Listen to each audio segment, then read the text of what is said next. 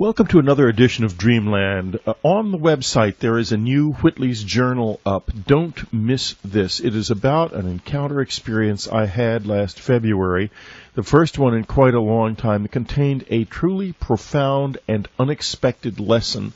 I don't think you will ever have read anything quite like it. I don't think there's been anything quite like it. It's just one of these genuinely new things that happened, and you'll be most fascinated. And stay tuned later, because Linda has got an extraordinarily chilling report about something just awful happening to elk in the Pacific Northwest that you don't want to miss. Before that, we're going to have Gregg Braden with us talking about his book, The God Code. He has discovered the name of God written in every cell of every living organism. The kingdom of heaven is within you, Jesus said, and it turns out to be quite literally true. We are marked with the name of God. Prepare to be awed by this. Next week, one of the greats of our era will be with us. Russell Targ has got a new book, Limitless Mind, out. Russell is one of the founders of the SRI Research Institute remote viewing program that led to a whole new way of looking at mankind and looking at the world. He is truly one of the greats of our era. So be prepared to be awed next week again by Russell Targ. It's going to be very, very exciting stuff. For our subscribers this week, we have got an incredible program. We've got George Filer of Filer's Files is going to be with us, and he's talking about Mars. I think you probably are aware of the fact that George has been quoted in newspapers around the country and around the world recently saying there's something more to the Mars photos that are coming back than NASA and JPL are willing to admit. Well, let's hear what he has to say. And I urge you, by the way, subscribe to unknowncountry.com. It's just the best thing you could possibly do for your own mind. Open it, and open it wide with a subscription. Be generous to us, because we are generous to you, and you can keep this thing going by being a subscriber. Take responsibility for Unknown Country. Help us. Subscribe. Go to the subscribe tab now. Now, for you subscribers, you'll find that there are little silences here and there in the show, very short ones. This is where the commercials that the people who are listening on the main website are hearing aren't, because they don't go into the subscriber section. So I hope you enjoy that aspect of it. You'll just hear an occasional commercial about the book itself, the author's book of the week, and that will be it. There will be nothing else. And although I think this week there may be a couple of extra ones in the Linda Moulton House section, that will not normally happen. It did this week, but it normally won't. So enjoy the show as much as I am enjoying it. I'm such an exciting time with this. This is really something. Gregg Braden, it's awesome stuff. This is Whitley Strieber. It's Dreamland. We'll be right back. Well, I am very happy to have Gregg Braden back with us. It's always a wonderful experience interviewing Gregg, because this is somebody who stays way, way out at the leading edge, which is where we'd all love to be all the time, and some of us are and some of us aren't, but Gregg certainly is. And he's got a new book out called The God Code, which is nothing less than an discovery about our bodies that indicates the presence of God within us. Remember, Jesus said, the kingdom of heaven is within you. Well, Gregg has got an extraordinary idea about just what that means, and we're going to get into that during the course of talking about the God Code. We had, I believe, the Isaiah Effect on Dreamlands some year or so ago, a very popular show. The God Code, the secret of our past, the promise of our future. Gregg, let's begin by, you have been researching and studying the relationship, I guess, between ancient texts and modern knowledge for a long time. Could you tell us where you are kind of coming from at this point? Well, sure, Whitley. I'm going to begin by saying it's a pleasure to be here, and it's absolutely exhilarating to be able to share what we're going to speak about over this next little while. The material that we're going to discuss this evening is it's a result of a research project that began when I was an engineer in the defense industry in the last years of the Cold War, and it is an ongoing project. It is yet to be completed. So what we are talking about now is what we know now. And the bottom line to the research that has happened thus far is that we've found a concrete link, a tangible connection between the human genome that describes the cells of all life and our body specifically, and an ancient alphabet. And I've got to tell you, as a scientist, the concept is absolutely mind-boggling. And at the same time, it makes so much sense, and it is so eloquent and so simple when we really get into the material and see how it's laid out. And what it says to us is that, beyond a shadow of a doubt, there's an intentionality underlying our existence, that we are related to one another and to all forms of life that share this phenomenon with us, and very probably to something even greater. And it is those principles that make this material so exhilarating to share because of the implications and what they mean in our world today. So I know that was a long answer and probably straight off of the brief question you just asked me. But That's fine. That's fine. It's a place to begin. From a non-religious, non-denominational perspective, as an engineer, I began a search for a principle, Whitley, that would exclude no one, that would include every human who's ever walked this earth, a unifying principle, in the hopes that once we find such a principle, it makes the reasons for the wars of our past obsolete.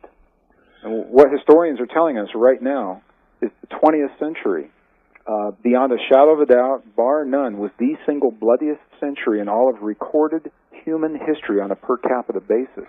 And it was also the century in which we made the most advance scientifically but interestingly enough, not ethically, because we did arguably the worst thing in history during the 20th century in the form of the Holocaust. The most terrible crime, perhaps, that has ever been committed by man against man. And I don't include in this, by the way, the crucifixion, because it was really not a crime. It was something else entirely. But this was definitely a crime, and it was only one of many.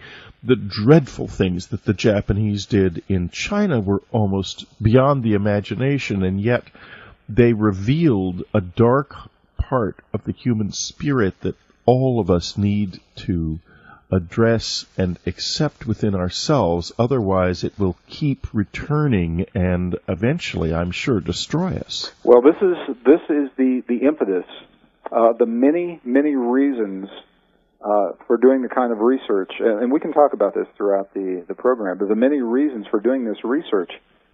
As an engineer, in the defense industry during the Cold War, I had the opportunity to see behind the scenes how really frightening the events of that war were. And it's a war. The Cold War was a very interesting war. It didn't have the publicity that many of the other wars have had in the 20th century.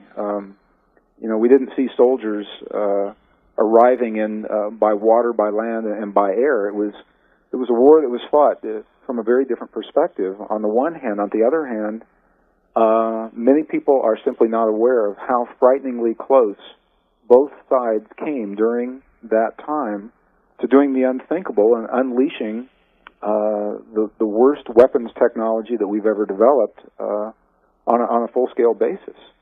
And the thinking that has led to those kinds of wars, to what we saw happening in the 20th century and the frightening statistics and the Holocaust that we're speaking about, some of the best minds of our time, right at the turn of the century, they said that the greatest threat to our survival as a species is not the impact of a rogue asteroid or viruses unleashed upon the world or even the breakdown of the environment. They said while all those things are possible and they're important, they said the next 10 to 15 years are critical in the survival of our species because of our propensity to solve our problems through war And the war has been based upon our differences of heritage, bloodlines, borders, the color of our skin, or our wealth.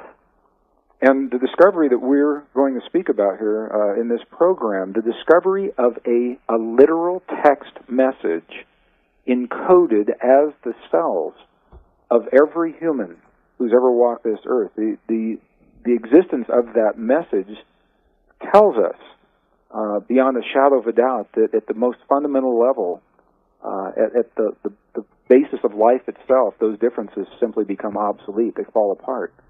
Because there is a common code, a common thread, and a message that lives in every cell of every human. And now that we're beginning to understand that message, it invites us to look at ourselves differently. Now, I want to backtrack a little bit, and I want to get into this more deeply, but I want to go kind of in a slightly different direction. I want to begin with where you begin, Gregg. You begin, it's the Cold War, you are in the hard sciences. You're an engineer. You're working for places like Martin Marietta, Phillips Petroleum, Cisco. What happened? What changed you? Or did you change, or did you just begin to, because this is seems like such a departure for you, as if you were set on a kind of a journey, a burning question came to you. What happened? Well, it's a good question. Many people, the way that question comes to me often is what was it that made me take what many people see as a quantum leap from the hard sciences into the kinds of things we're speaking about now? And I guess for me, it's less of a leap and less of a departure and more of a logical progression, a next step. For me, Whitley, the study of the sciences has always been a study of a higher power and a creation or a force. As I studied crystal systems as a geologist and ocean sciences and mathematics and the life sciences, those are the ways that we come to know the forces of our world today, and the order, the eloquent order. To me, has always been a language of something much greater that we're all related to. So while I was working as an engineer, and by the way, as a software engineer on the MX missile project, the Peacekeeper missile, as I was working with those things during the day, the nights and the weekends, I've always taken that time to research the most ancient traditions, the oldest cultures, looking for the wisdom of our past that bridges the science of our time today in a meaningful way. So this is a logical next step rather than, I think, a radical departure from what I'd done in the past.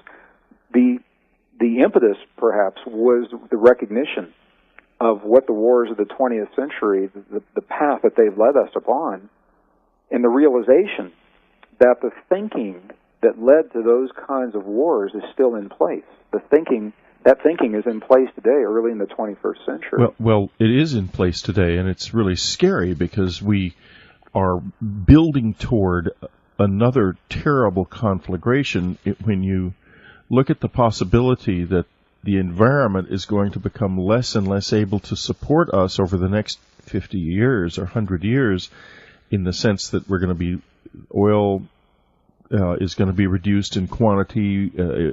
Prices of oil are going to become much higher, almost unimaginably. So there's a distinct possibility of a sudden climate change and severe environmental breakdown. Under pressure like that, the possibility, as the Pentagon has said just last week, of there being appalling wars of an unimaginable kind exists. And Precisely. And yet, Gregg, you speak of, in every cell of every life, the name of God, and this is what stands for man and against this darkness that seems to be descending upon us. It's as if the 20th century it lies exhausted at our feet now, burned to a cinder, but the coals are still glowing and beginning here and there to flare once again.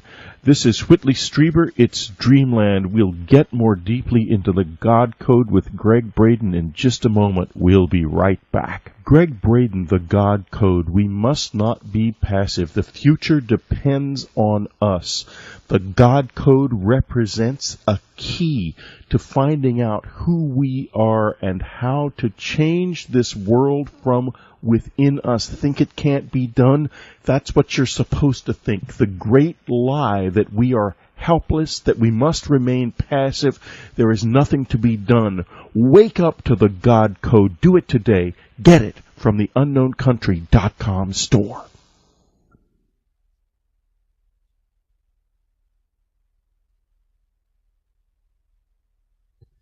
This is Whitley Strieber. It's Dreamland. We're talking to Gregg Braden, the God Code, the secret of our past, the promise of our future.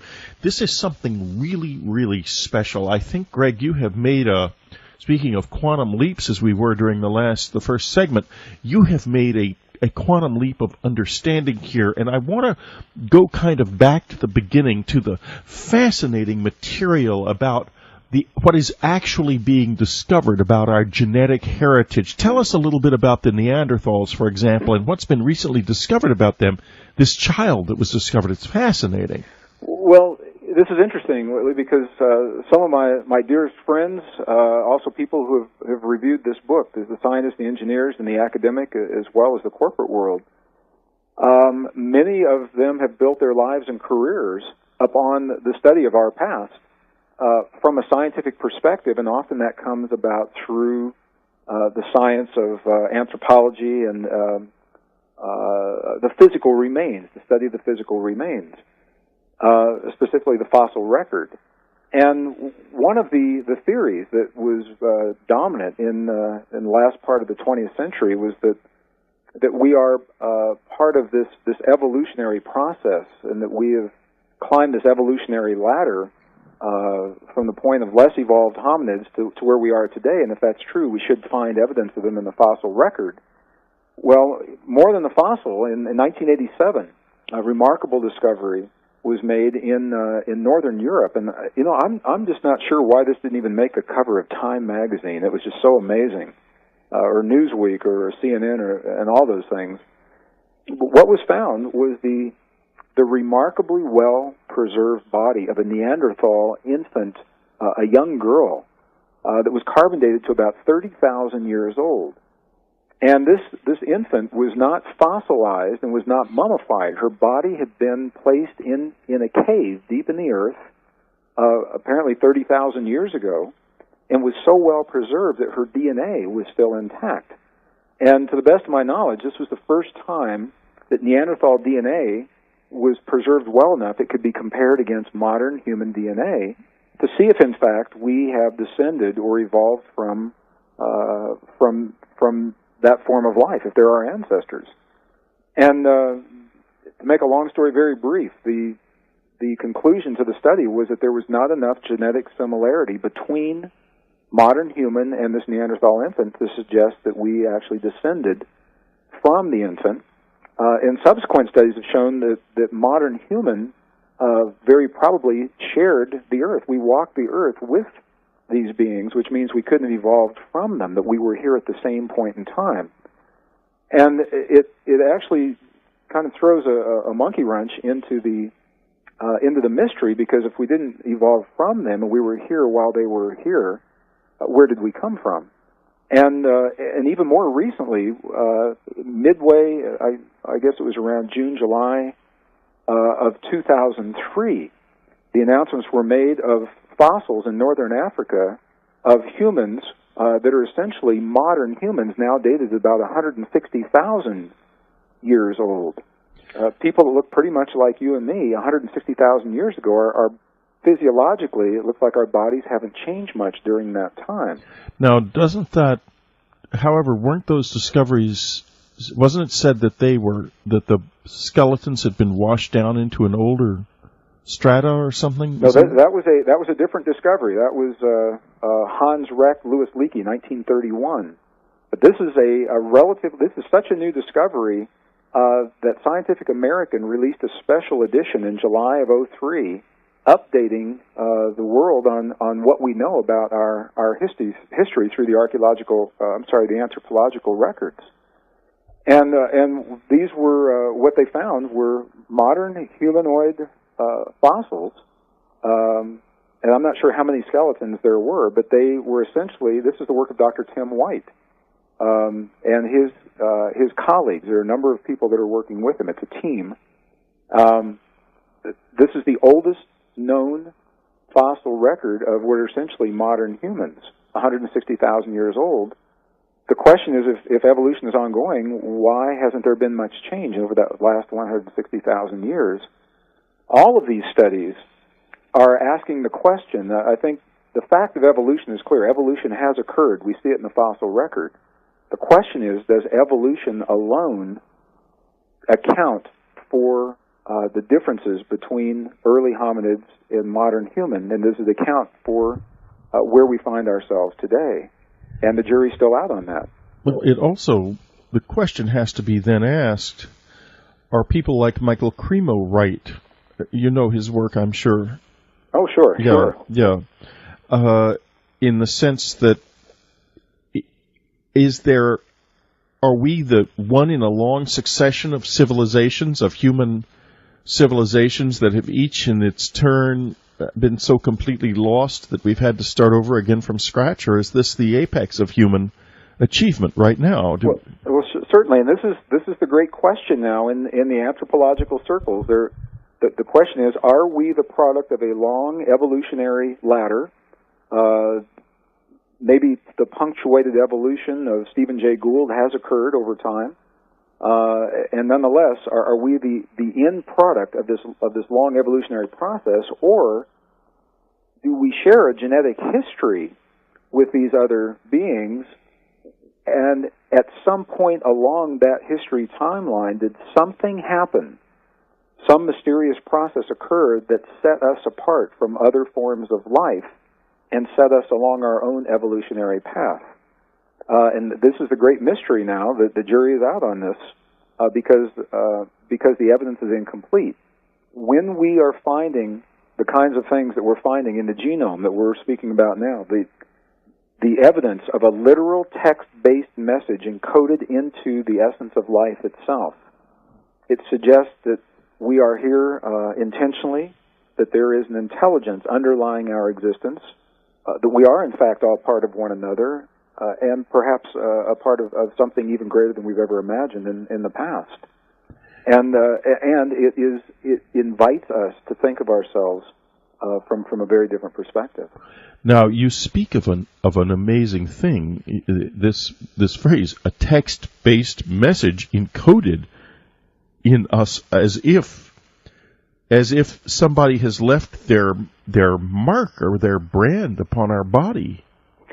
You know, it makes tremendous sense when we as a species create something that we're proud of. Our artwork, paintings, sculptures, even our technology, the minute components in our electronics. Everything that we create has an identifying mark in some way. Yes. So we know who that maker is. We're often told in our most sacred traditions that we are made in the image of something else, of our Creator. If that is true, it makes tremendous sense that the Creator, whoever that is, would have left a mark of some kind, perhaps even a signature, that once recognized would allow us to understand beyond a shadow of a doubt, at least that we are an intentional species. We may not know how or who or why it happened, but it says that we're no accident. And I think we're just scratching the surface, and we're only beginning to understand, I think, perhaps what this is really saying to us. But we'll go into the specifics of this discovery. What we can say in general right now is there is a message encoded into the cell of every human who's ever walked this earth and who does so presently. And with that message, it tells us that we are related to one another in the most intimate way imaginable, that we're part of one another and very probably part of even a greater existence. Now, this is quite a fantastic thing. You're talking about there being a marker of God inside us, and I'd like to find out.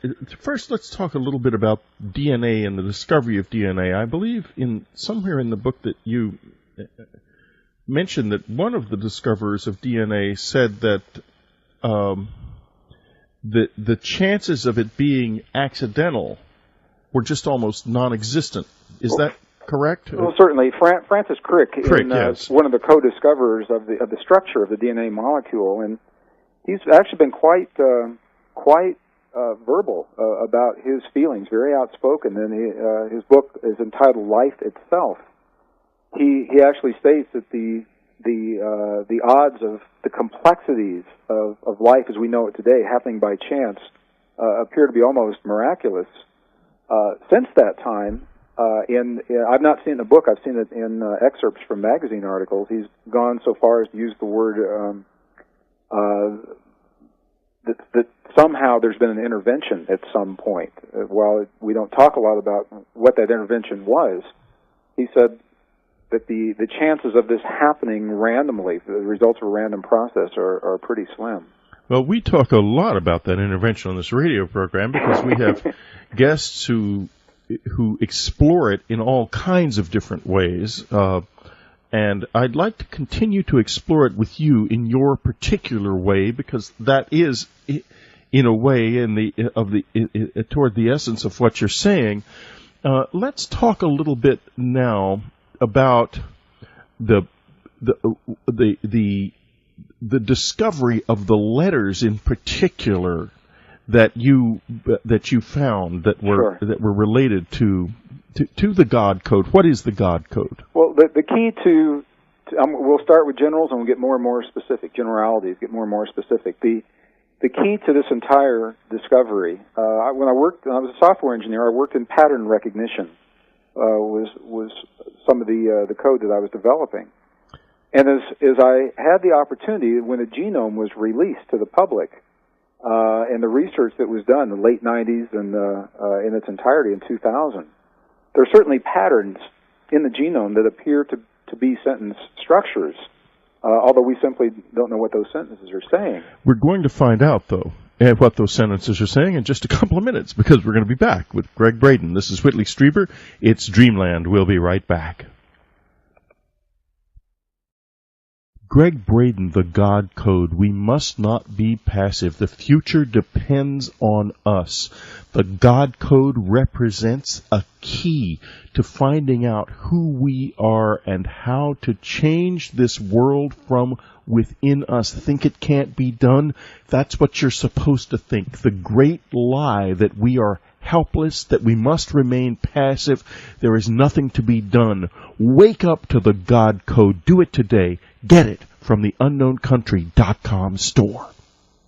This is Whitley Strieber. It's Dreamland. We're back with Gregg Braden. We were talking about the discovery of the God Code within the human genome and within the genome in general. And we were just talking, Gregg, before we left the air, about those sentences. And what sentences were you talking about? Well, certainly, Whitley. And once again, the bottom line, the key to this discovery is a concrete link, a numeric link between ancient alphabets and the elements that make the DNA in our bodies. In other words, what we're looking at are symbols. Today, we use the symbols of things that we call carbon, oxygen, hydrogen, nitrogen to describe life in our bodies. It appears that the ancients, specifically ancient Hebrews and many of the other traditions we can get into, were doing the same thing in a very different language. So the symbols were different. However, every one of the symbols was linked to a number, and the numbers have not changed over time. So if we give the same consideration to the modern alphabet of the periodic table that we give to the ancient alphabets of letters, if we treat them the same way, we begin to find this link. And one of the mysteries, and many of the listeners, I'm sure, may be familiar with this, and maybe some are not, is the fact that every alphabet, modern or ancient, has always been associated with with numeric values linked to every letter. Each letter of every alphabet has always had a very precise, very specific number linked to the letter. The numbers don't change over time. Some of those are 5,000 years old. We don't even know where they came from. In the Hebrew alphabet, the study of these numbers is very common for scholars of the Torah and scholars of the science of numbers. It's called gematria or gematria. And it is this link. What we now know is that the mystery of where these numbers came from, the numbers associated with ancient alphabets appear to be the same numbers that are linked to modern elements through a characteristic that we call atomic mass. And without getting really technical, we won't talk about what mass is, but atomic mass is a very well-known characteristic that describes all the elements in the periodic table. And when we treat the numbers of the periodic table, the atomic mass, when we treat them and give them the same considerations we give to the numbers in the ancient alphabets, it allows us to replace the carbons, the oxygens, the hydrogens, the nitrogens in the DNA with very specific letters in a very precise, very methodical, very systematic way. And when we do that, lo and behold, the letters begin to spell words, and the words begin to make sentences. And this is the essence of how this code in our bodies works. So, tell us more now. You refer to the ancient alphabets as containing the signature of this code. I want to know how that works. Well, I'm just going to invite the listeners, our listeners this evening, to move beyond the traditional boundaries of the sciences and the way we've viewed cells in the past. Rather than viewing the cells as an encapsulated mass of sticky, gooey, protoplasmic stuff that makes life, what science says that within every cell of our bodies, in humans, we have 23 pairs or 46 chromosomes. And those chromosomes are made of long strands of DNA that are made of shorter segments of the DNA that we identify as genes. If we can think of the cells as libraries, and within each library think of those chromosomes as books, and if we can think of the long strands of DNA as chapters within the books, and the genes as paragraphs and sentences, we begin to get a feel for the metaphor of how information is stored in our bodies. And just as within every book, before chapter 1, there's an introduction or a preface or a foreword, it appears the same thing happens in the cells of our bodies. Before we get into the deeper layers of the code, there is an introduction into every cell of our bodies, and it is that introduction that was the first thing that was translated. It's the subject of the book, and I'd like to share that with our listeners tonight. Oh, good. Well, so the introduction, when at the highest level, the message occurs in multiple layers. Each layer has its own code to translate it. The first code took 12 years, and it is revealed the first layer, which is a very brief message. It's the introduction into the cells of our bodies, and the introduction literally translates to the words, God eternal within the body. God eternal within the body. And we see it again and again and again throughout the cells of our bodies and the cells of all carbon-based life. God eternal within the body is literally written in every cell of our bodies. Literally, when you substitute the ancient letters for the alphabets we're working with right now, in the book we talk about ancient Hebrew and ancient Arabic. Other alphabets appear to work as well. When you take the carbons, the oxygens, the nitrogens, and the hydrogens in the 4 DNA bases that make up all of life, and you begin that replacement process, you find different iterations, different numbers of times where we find this message again and again. We don't know who put it there, and it doesn't say who God is or how it got there or why it's there. And this is what's so interesting. The controversy surrounding this material is not over whether or not this message exists, because once you do this operation, it's there. The controversy is where it came from, how it got there, why we haven't recognized it in the past, and what it means in our lives. That's a lot of material in a short period of time. Yeah, but now I have to ask the question, what did the creators of these ancient alphabets know that we don't? Well, I asked myself the same question, and I think the answer may be relatively simple, Whitley. If we consider alphabets as symbols, we look into some of the oldest traditions, and I'm going to go with Biblical Hebrew, not because it's the oldest, rather because it's the oldest continuously used language. So we're using it today just as it was used 3,000 years ago. And the records are among the most complete. The Hebrew history, the written history, is among the most complete. Other traditions, their oral histories are complete, but it's not the same as the written letters that have not changed. So in the Hebrew traditions, in the most mystical traditions, it is said that in the beginning, that the force known as God created the universe through the letters of the alphabet. And that makes very little sense to a scientist. And believe me, I used to I used to come into work Monday morning and share what I had found over the weekend with my colleagues, and before their eyes glazed over and they left the room, they told me this doesn't make any sense.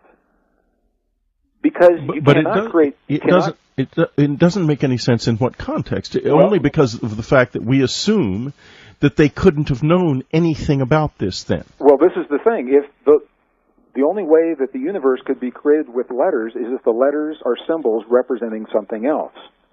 So, from that perspective, and that's where I began, I said, could they have been talking about, using very different language, but talking about the elements of creation? Because NASA says that 93+% of our universe is created from hydrogen, nitrogen, and oxygen. The Hebrew texts say it was created from 3 letters. What if those letters represented elements in another way that we're only beginning to understand? While the words may change, the numbers would not. So I looked at the numbers linked to those letters that the Hebrew traditions say created the universe, Aleph, Mem, Shin. Subsequently, the letters Yud, He, Vav, YHV, and there's a whole mystery about how those letters are related. But if you look at those letters, YHV, Yud, He, Vav, and the numbers associated with them, lo and behold, they are the same numbers of the atomic mass of hydrogen, nitrogen, oxygen, which does in fact represent 93% of our universe, and also are 3 of the 4 elements of life in the DNA of our bodies. Carbon is the one that was not represented immediately in the Hebrew text. But it was in the end represented. It was. So what we're saying, the question is, how did they know? It appears somehow that they knew that the elements of creation of our world and our bodies could be represented by numbers that today we call atomic mass. To them, they were mystical, mysterious numbers assigned to the letters. So when they say in the beginning, there were 3 letters that were chosen that were placed into the name of the Creator, and from that name, the universe, our world, and our bodies came to be, if we now substitute those letters with their equivalents from the periodic table, linked by the numbers of atomic mass, what those texts say is, in the beginning, the Creator took hydrogen, nitrogen, oxygen, it became His name, and from those elements He created His universe, the world, and our bodies, and it goes on from there. You know what's so remarkable about this also is that this law, the so-called Law of 3, which Buckminster Fuller called the building block of the universe, quite rightly, the idea of the positive and the negative coming into balance with one another and creating the so-called third force, and hydrogen, oxygen, and then nitrogen.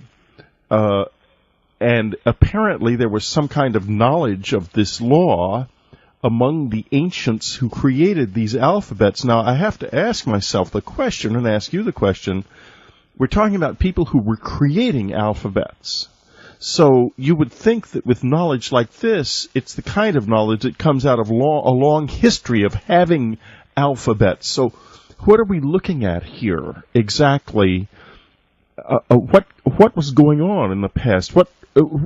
This strange ancient presence in the world that's called mankind, that we're beginning to see as the true mystery that it is.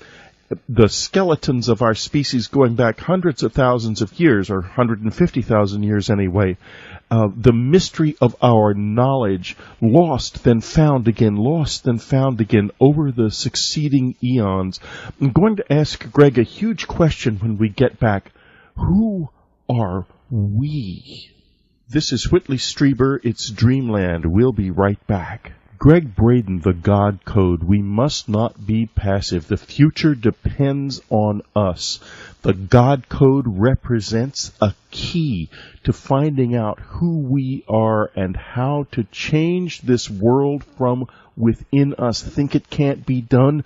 That's what you're supposed to think. The great lie that we are helpless, that we must remain passive, there is nothing to be done. Wake up to the God Code. Do it today. Get it from the unknowncountry.com store.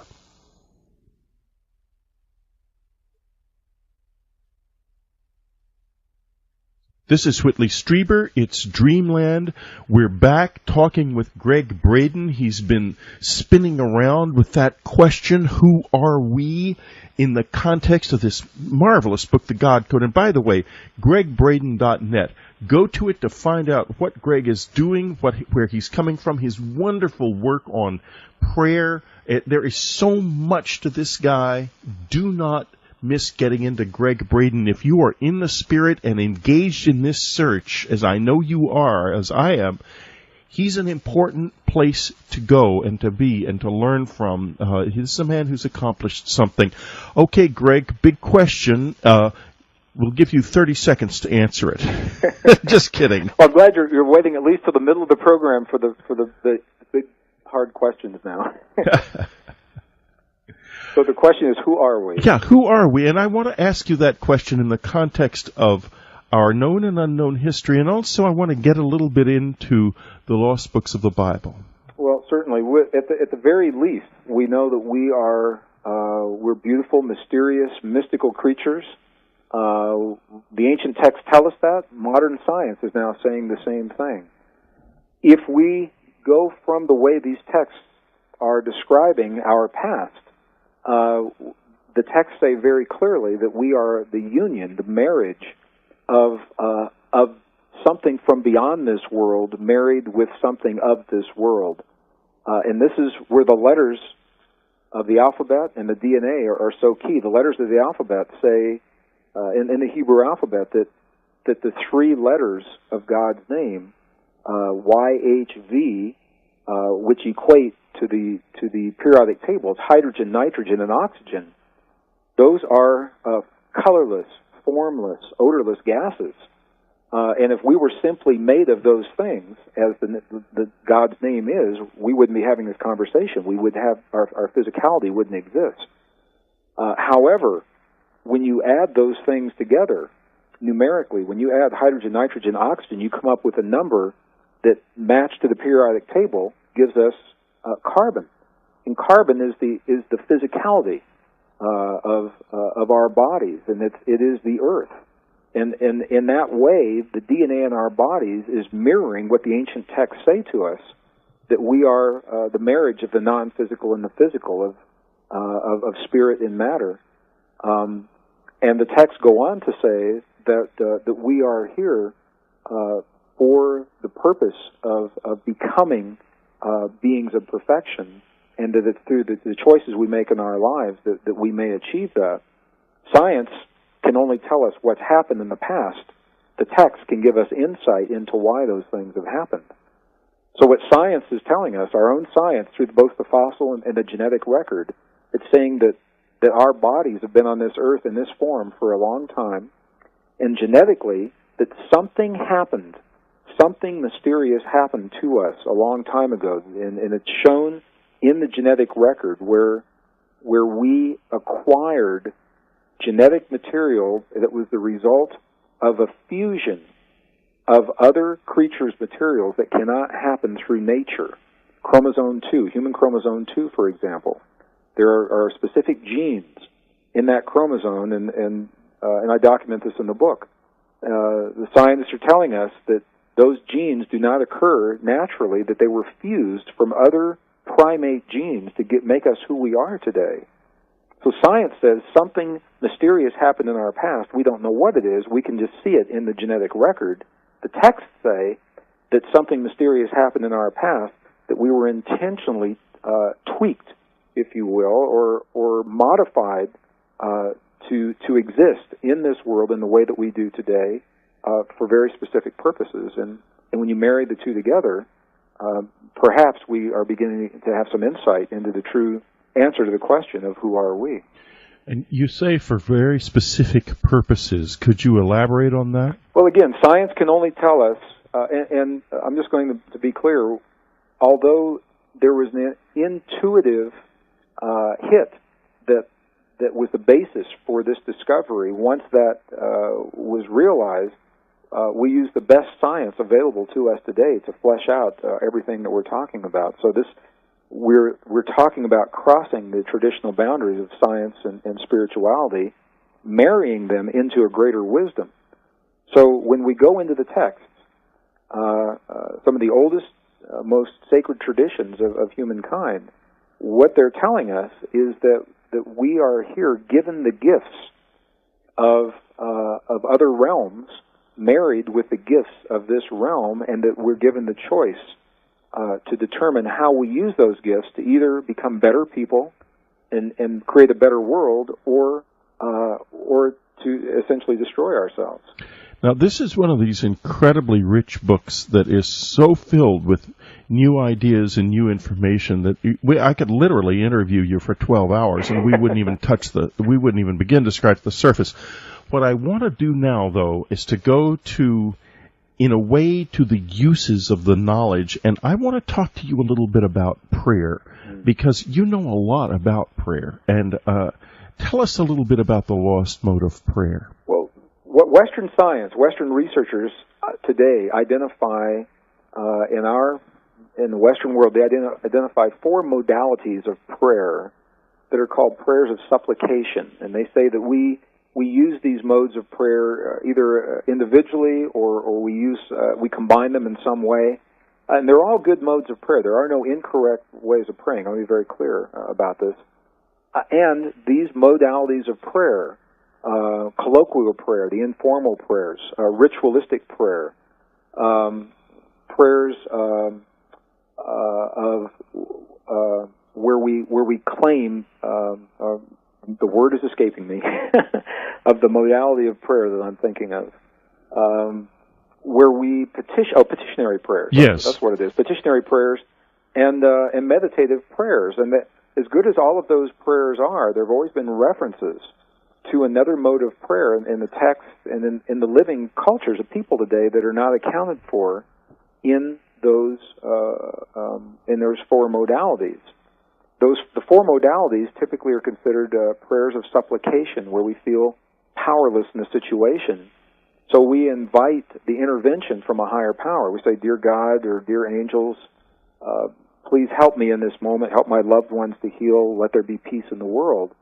As good as those prayers are, the lost mode of prayer reminds us that we are part of the world around us. We're part of all that we see, and that we may participate directly rather than asking for intervention.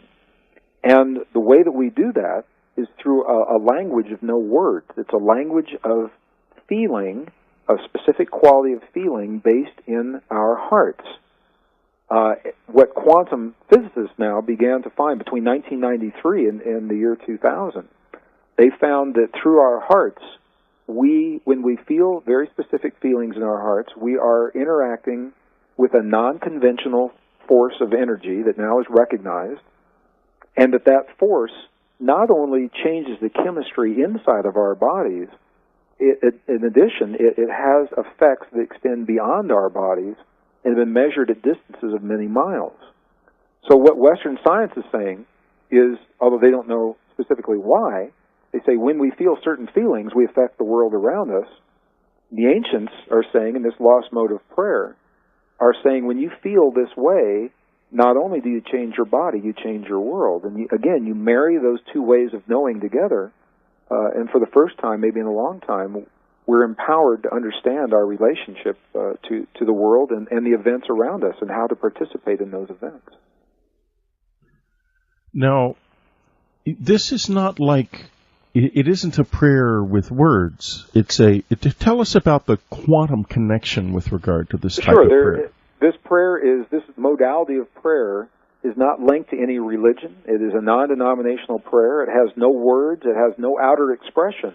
It is simply a feeling in our bodies, and it is a feeling that the prayer literally is the feeling as if the prayer has already been answered, has already been accomplished. So we're creating internal conditions that we hope that the external world will mirror. Well, what quantum physics is saying to us now is that the external world does, in fact, mirror what we have become from within. So the feelings in our bodies are mirrored in the world around us.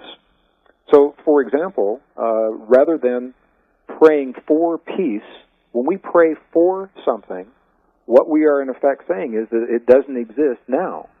So when we're saying, please let there be peace in the world, we're actually reaffirming that there isn't peace. The fifth mode of prayer invites us to feel the feelings of peace and gratitude for that peace as if it's already there. By creating those feelings inside of our bodies, first what we do is we release a powerful life-affirming chemistry in our bodies. DHEA levels increase over 100% in 6 hours' time from feelings of gratitude and appreciation. So when we can feel gratitude and appreciation for the peace in our world or the healing of our loved one and see them in the way that we would like to see them from within, what Western science is showing us, specifically quantum physics, is that those kinds of feelings, that quality of emotion, actually is an energy form that affects the world around us, and it is measured beyond the body. I think one of the first places where researchers began to see this was in the study that was done with the cold fusion. It was supposed to be the answer for our energy problems in the 21st century, creating more energy, outputting more energy than it took to create the energy. And one of the mysteries was why the cold fusion apparatus would not work consistently. Sometimes it would, sometimes it wouldn't. And it took a very astute young researcher, and he asked the question. He said, why is it when the people in the room believe in cold fusion, more often than not it works, and that when they are skeptical, more often than not it doesn't? And that led to the series of studies showing that the expectations of the researchers were part of the experiment. And with the delicate quantum nature of cold fusion, it showed up very rapidly. Other experiments have shown that this process is with us all the time. We may not see it as rapidly. And the effect is there, that what we feel in our bodies, feeling is a language of no words, and that language is the way that we speak to the quantum field of the stuff around us. Gregg, what I think you're really talking about is the science and the technology of the future, because we're coming into a situation where it is going to be up to us in this way to make the world around us mirror our inner peace and our inner the welfare that we find within us. Otherwise, we're going to see a collapse of everything that we hold dear. This is what we really have. There is no more oil to drill. The environment is going to go out of whack. Goodness only knows what else is going to happen.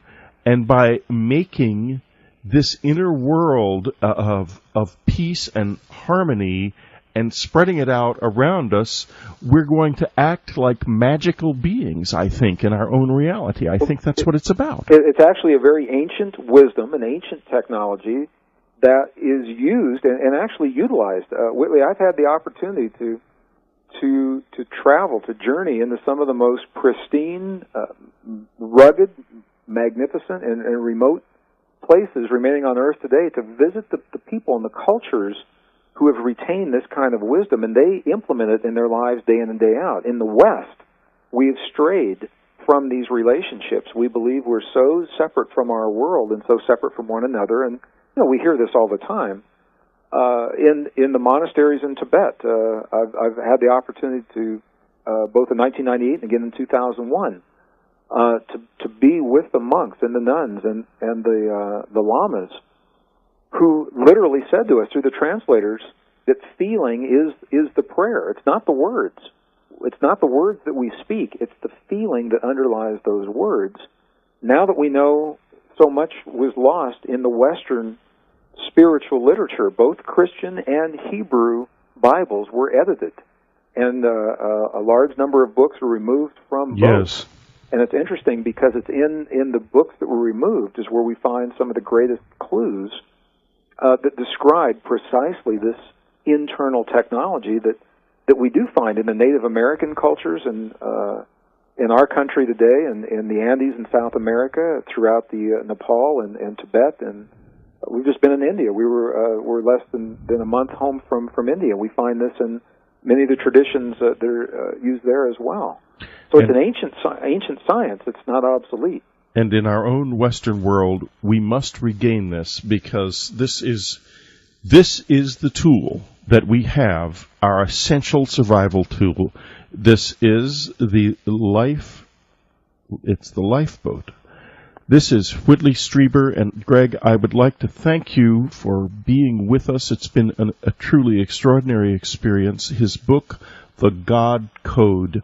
Don't miss The God Code. If you get one book, get this, because this is a mind-opening and eye-opening book. It is so deeply and profoundly empowering. It's one of the most empowering things I've ever come across. And this show, as you know, is about empowering us to rescue the future, which is what this is our charge. This is what we must do in this generation. It seems impossible. It is not impossible. It is very, very possible. Don't be passive. Gregg Braden's website, greggbraden.org.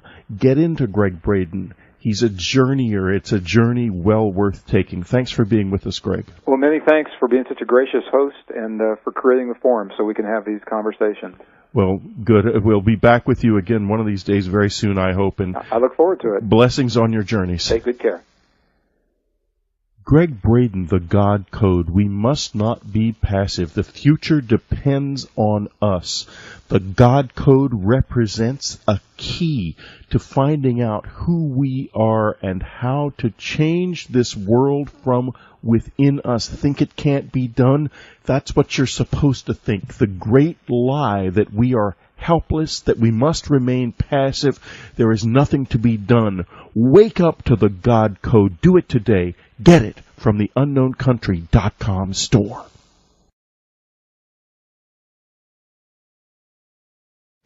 One reporter who loves mysteries is radio's leading science journalist, Linda Moulton Howe. She's an Emmy Award-winning TV producer, documentary filmmaker, and writer, and reporter and editor for EarthFiles.com, the Internet's most respected edge science website. Tonight, she has a special report for us on some very unusual elk and cattle deaths. Here she is from Philadelphia, Linda Moulton Howe. Thanks, Whitley. It was February 8th, 2004, that Wyoming coyote hunters contacted the Wyoming Game and Fish Department in Rawlins to report that they had found 2 live elk down on their chest and unable to get up. The location was about 15 miles southwest of Rawlins, on land actually owned and managed by the Wyoming Game and Fish Department. A Rawlins field biologist went to investigate, found the 2 elk, and subsequently other field investigators found another 80 live paralyzed elk. The number of debilitated animals has now risen to almost 300 today in the middle of March. 9 more, all alive, were found the weekend of March 6th to 7th. And sadly, all of the elk found alive and paralyzed have been euthanized to put them out of their misery. You can see a photograph of one of the healthy-looking elk who was not able to get up on her legs at my website, www.earthfiles.com.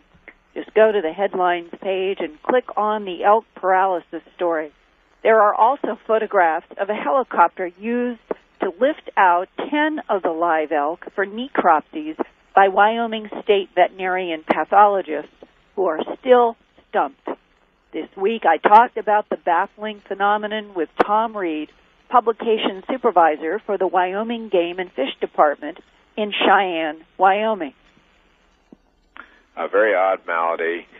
These wild elk are all pretty alert. They're very cognizant of what's going on around them. They're very afraid when our people approach them, but they can't get away. They can't rise. And this is a very harsh environment. It's a sagebrush steppe zone that's basically high desert with sub-zero wind chill factors in this time of year. Lots of snow and wind and very remote area. And so we've been euthanizing these animals, and probably the majority of them, 2/3 of them anyway, have been euthanized by our field personnel because of the conditions and because this thing, whatever it is not really killing the animals, but is basically debilitating them so badly that if we don't take care of them right away, in terms of euthanizing them, they die a pretty horrible death. They basically eat everything around them that they can reach, right down to the dirt, and then they die of starvation or dehydration. Oh my God! So it's a very emotional thing for our people, because wildlife is something we very much care about, and we just don't want to see these animals suffering. So it's been kind of an ongoing 3 weeks of just some real hard times for us emotionally and getting these animals taken care of. And this is a widely scattered area, probably about 50 square miles of public and private land that they're scattered over. And so, as you can imagine, with field personnel, and we've also used a few folks in the air, in helicopters as well as in fixed-wing aircraft to try and locate more elk, but it's very hard to find them. So some of them that we find them too late to really help them and put them out of their misery, which is really distressing just because you could tell that they died a pretty hard death. What have pathologists learned so far? Well, so far, we've necropsied about 10 elk, and we've ruled out a lot of the major bacteriological, viral, and many of the toxic metals have all been ruled out. For example, arsenic and selenium, manganese, zinc, lead, all that's been ruled out as a possible toxic poisoning. Ruled out all the common bacteriological things. We've ruled out chronic wasting disease. Have they found any prions in any of these animals? No. So it's completely unrelated to chronic wasting disease. Mm-hmm. And the thing about it is here these are very healthy animals from every appearance. I mean, they're almost all primarily breeding age cows, 3 to 5 year olds, and the fetuses are in great state of development. They'd exactly be what you'd expect elk this time of year to be in. The bone marrow and the fat content and everything is just absolutely fabulous. So it's not a wasting disease or a starvation type of disease. We're really keying in on possible toxin either in the environment or something that maybe was man-caused. Is there anything that veterinarian pathologists are now contemplating could cause what sounds like some kind of nerve disease problem? Mm-hmm. Well, literally, there could be hundreds of different types of toxins that could cause these symptoms. So we really aren't eliminating anything. We're just kind of step by step going through the thing and eliminating those toxins. And certainly for a small agency such as ours, it's very time-consuming and very costly. It's gonna be a repeated long process of eliminating each of these toxins. Have you found any other animals in that 50 square mile area that seem to be affected the same way as the elk? Yeah, that's a great question, Linda. And honestly, no. The answer to that is this is only affecting elk. And in that area, there's cows, there's horses, there's antelope, there's a few deer, and nothing has been affected but the elk. And that's very disconcerting to us because elk are such a very hardy, tough animal. They're built for really tough winters, tough conditions, and have scavengers that have fed on the few carcasses that you found that are actually dead. Have you found any dead scavengers? No, we haven't. In fact, the carcasses that of the animals that we're euthanizing, we're leaving out there as well because it's public land. There are a ton of scavengers. There's eagles, coyotes. Ravens, magpies, crows, and they're all doing fine. They're not. It's nothing. There's no indication that whatever this toxin is, that it's jumping from species to species as they consume carrion. Well, this seems very bizarre, and I'm wondering if, in talking with veterinarian pathologists or biologists or zoologists, have you had anybody hypothesize what would target just an elk central nervous system? Right. And yeah, bizarre is a great word for it. And I think that's got everyone scratching their head and certainly there have been a bunch of hypotheses flying around out there. And that's why I think people right now are keen in on something that possibly the elk have consumed and something that would be consumed just by elk. What would that be? We don't know. Yeah, we just don't know right now. And so we're looking for answers. We've got people out in the field right now. Antelope are typically a browsing animal. Horses and cattle are grazing animals. Elk do both. So that's really disconcerting for us because we just plain do not know right now. And we've got folks out in the field collecting plant samples, also looking for more additional elk that may be down. So we'll get to the bottom of it one way or the other, we hope. I mean, certainly the Wyoming State Veterinary Laboratory in Laramie, Wyoming, is probably the tops in the country in terms of, narrowing in on things like that. But certainly the definitive work on such things as chronic wasting disease and brucellosis comes right out of that laboratory. So we've got some great professionals on that, and we'll hope to get to the bottom of it. Which makes it even more amazing that they are stumped after a month. Yeah, exactly, and there's a couple of things we could think about. Number one is it's not, even though there's some great heads there, it's not a ton of personnel. There's probably maybe a dozen people that are working on it, and they're working on it constantly.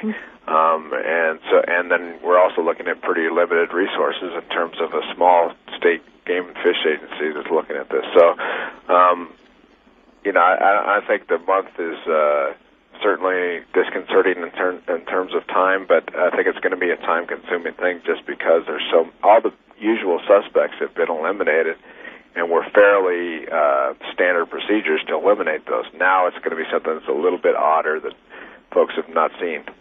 And of the 300 elk that you've either euthanized or you have found dead so far in a month, do you have new cases that are suggesting that this is an ongoing problem?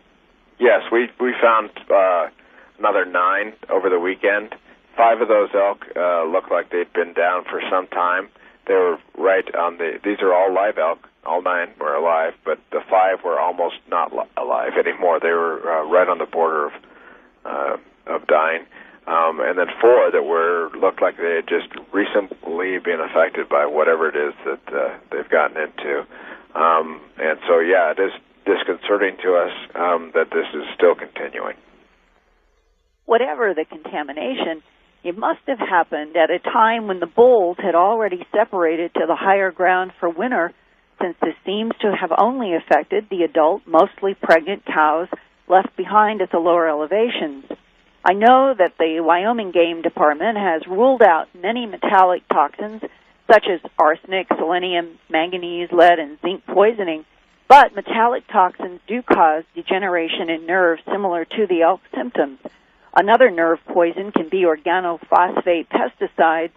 Tom Reed said many plants have been sampled for analysis, but so far no answers have jumped out.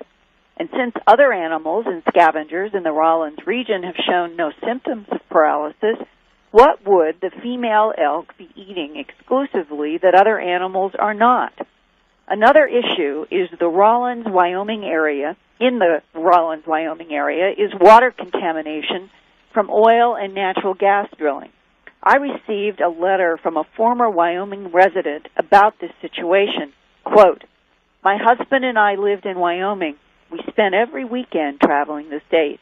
The area of the elk deaths is known for its polluted ground and aquifers due to the drilling of oil and natural gas. We drove down many BLM roads looking at sites and found pools of standing water that were bright green and steaming next to oil gas drills. Dick Cheney, vice president, opened the BLM land up to these companies with no contractual obligation for them to clean up after themselves or to prevent this contamination. Now, many of the running streams and springs have been wasted by these contaminants." Now, just before this Dreamland broadcast, I called Tom Reed again at the Wyoming Game and Fish Department to see if any test results had come back positive. He said there are still no answers after a month, and some lab results are not expected back for another week or so. I will continue to follow up on this elk paralysis mystery and report any new developments at Dreamland and EarthFiles.com. But the elk are not the only unusual animal deaths that have occurred recently. Last Saturday, on March 6th, over a 12-hour period between 7:30 a.m. and 7:30 p.m., a rancher in Cedar Ridge, Colorado, lost 31 of his cattle in violent kicking deaths. More about that animal mystery after this break. This is Linda Moulton Howe, reporter and editor of EarthFiles.com, reporting for Dreamland. And this is Whitley Strieber. This is Dreamland. We'll be right back. The work of Linda Moulton Howe, the amazing work of Linda Moulton Howe, the world's greatest reporter of edge news and edge topics. She has got a website, earthfiles.com. Go there frequently. You will never forget what you find on earthfiles.com. The best website, the best reporting of its kind in the world. Linda Moulton Howe, earthfiles.com. Don't miss a single day. George Filer of Filer's Files, the world's leading UFO newsletter, has been making a sensation in the papers lately with his claims about the Mars rover photographs. Is he right, and is NASA really holding something back from us? Well, listen to what George has to say.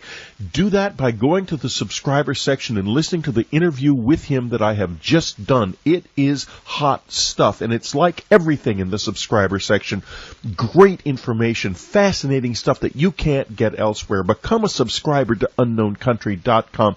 Keep this website rolling. It's essential that you do it. unknowncountry.com. Go to that subscribe tab on the top of the homepage right now and get started. It'll be loads of fun, believe me, loads of value for you, and it will help this website keep going. Join us. Cedar Ridge, Colorado is west of Grand Junction, in a Rocky Mountain region that has long been the home of farmers and ranchers. And one of those ranchers had 31 of his cattle die last weekend in only 12 hours. Vern Hillis estimates the one yearling bull and 30 mostly pregnant heifers were worth about $31,000. Veterinarians were not able then to answer what caused them to stumble and fall down, kicking and tossing their heads until their last breath. Rancher Vern Hillis is 62 years old and was born and raised on the ranch, first settled by his grandfather. In the past half-century of working the family's 1,400 acres, Mr. Hillis told me that he's never encountered anything like this mass death of half his herd. I talked with him this week about what happened. The cows died in less than 12 hours. And were you there with any of them when from alive to death? Well, more or less. There was some of the later ones. Now, I fed them at 10 o'clock Friday morning. Everything was healthy and no sick cattle or nothing. And I went to get a load of hay down in the lower valley and come back and unloaded. Everything seemed to be all right then. And then I went into my sister's for supper. And then when I come back late that night, it was raining and stuff. And I went over and checked the cows that was calving, to be sure I didn't have one needing help or anything. And then I got up about 7 o'clock and took off and went over to check them again that morning. And I seen a cow in the ditch kicking. And I got out to try to get her out of the ditch. And I glanced up, and the field was full of dead cows. Well, the ones that was still partially alive, they were just kicking real fast with their feet and throwing their heads. You couldn't get them up or nothing. They were just kicking and drowning in their own fluid. Had you ever seen any of your animals like that before? No. I have found some that had died from poison before, up on the hill, poison weed or something, but nothing like this. These deaths where they were kicking fast, what is the difference? Well, most of the ones that I've come across up from the hills, they usually die without the convulsion and stuff, kicking and fighting like that. A lot of them just, you find them just kind of laying in a natural position or something, and they're just dead. These, they were kicking and, they were bleeding internally and drowning in their own fluid. It was a very painful death. They bloated up real bad from it. I don't know what kind of poison it was or nothing. It wasn't a very pretty sight. And I went and got my four-wheeler and went around. There was 27 dead or down and kicking at that time. And this was Saturday morning? Saturday morning about 7:30. Gosh. And did you call the sheriff immediately and a vet and get them out there? Yeah, I called the vet first, then the sheriff's department. And were they out there on the scene pretty quickly? Well, yeah, the vet was out here, and as I say, he took done an autopsy type deal on two of them, the older cow and a younger cow, and took the stuff back to his office. He said he thought he'd probably have an answer for me in probably an hour and a half what killed him. Well, he returned with the state veterinary, taking more samples. And we're still waiting for what killed him. As I say, it was kind of I figure somebody doctored a bucket of grain and give it to him. It's kind of what I figure happened. But I may be wrong. I don't know. Wouldn't they have found the poison if it were that obvious on Saturday? Well, the cows would eat all the grain up. And the reason I say I think it was in the grain is the ones that died was the ones that I call the grain hogs, that hit the grain and eat it the quickest. They're the ones that died quick, and the ones that didn't get as much took longer to die. There was two that didn't die until after midnight Saturday. But wouldn't the vet have been able to confirm a poison in their stomach in the necropsy? Well, they've been running tests on it, and they haven't come up with what kind of poison it is. Mm-hmm. They don't know. They're kind of just, as I say, it's went through two labs already running tests and stuff, and they haven't come up with what the poison is yet. So it really, at this point, it's still a mystery. Basically, what it is. Have you ever had anything like this happen before? No. You lose a few, during calving season, or, as I say, from poison weed in the hills, and predators, and that kind of stuff. But you kind of expect that. Mm-hmm.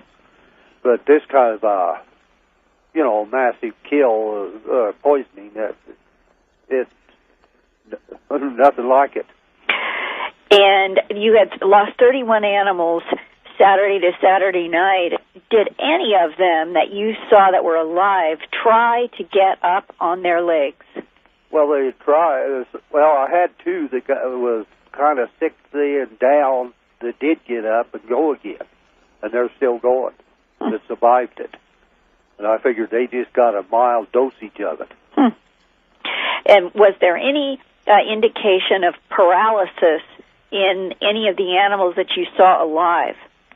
Well, they just staggered and stumbled and fell down. They just kind of just staggered around and went down and go to kicking because they was puffing up like a balloon. They were puffed up real tight even while they was still kicking alive. Did the vet say that he'd ever seen a big bloat on an animal like that kicked while it died? Whatever the poison was causing them to bloat up. Had the vet seen it before? He didn't say anything about it, but they pretty well knew it was poison when they left here, because they said there was no known diseases that would kill that many cows in that length of time without some symptoms. And so it was, I figure probably a lot of them, they didn't start dying. It was probably less than 8 hours, probably, if somebody took some grain in there with poison in it after dark. Which is so cruel that it's beyond understanding about why. Yeah, you just can't imagine the number. There's been a lot of people come out, and one newsman, he turned plumb white and got plumb sick, but taking pictures of it. Well, it turns out that Mr. Hillis's suspicions about somebody poisoning his grain are fortunately not correct.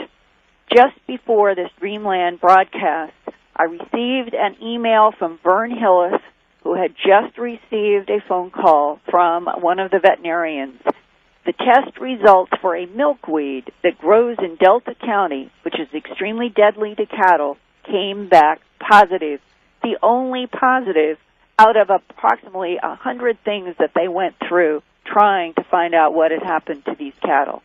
So apparently Vern Hillis was lucky for half a century that none of his herds got into this dangerous milkweed before. So at least one animal death mystery has been answered. But in the meantime, the unusual elk deaths without explanation in Wyoming have fish and wildlife managers, law enforcement, and ranchers there nervous about what could happen next. So it's nice, Whitley, to have at least one answer when there are so many other puzzling things in our environment.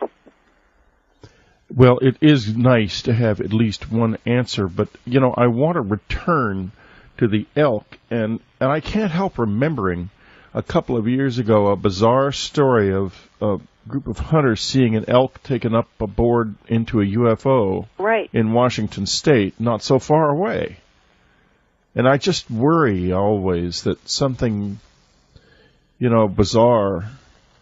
And yet, at the same time, maybe they will come up with some kind of an answer sooner or later that makes some sense. I think that if so, it's almost certainly going to involve that water. And I have to ask myself the question, since it's highly political, if that's the case, will we ever know? It's a very interesting question. Yeah, because I would assume that the administration will just act to suppress any information like that, or get fired anybody who dares to speak out about it. The one good thing is that Tom Reed has been extremely forthcoming, and really his heart, and people that also work in the Game and Fish Department in Wyoming, when you talk with them, you do realize that they empathize with these animals, that they are their job is to help manage them and help keep them healthy. And I think that in this case, they feel so badly about all these paralyzed elk that no matter what happens, that they are going to try to tell everybody what did happen, no matter what kind of political links there might be to oil and natural gas. There are people out there who are very upset. Well, thank you very much, Linda, for an absolutely terrific report as always. And this is Whitley Strieber. It's Dreamland. We'll be right back. George Filer of Filer's Files, the world's leading UFO newsletter, has been making a sensation in the papers lately with his claims about the Mars rover photographs. Is he right, and is NASA really holding something back from us? Well, listen to what George has to say.